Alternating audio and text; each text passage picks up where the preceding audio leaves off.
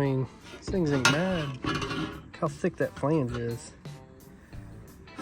Welded on the inside. It's pretty thick.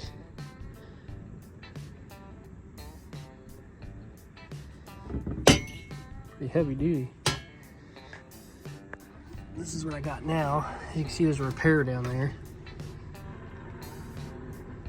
But I think the ones I just got will fit better than these, to be honest with you. So we're gonna go ahead and throw these on. So here's the fit. The fit is way better than the ones that was on it. Now I did use my old hardware except back there because it was tight.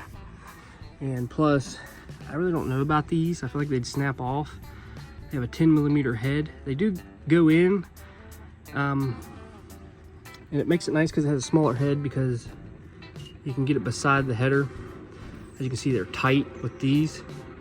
But I just put one of these in the back for now until I get a better set. I feel like these would snap off. I'm just not going to use the hardware. As you can see, they fit no problem.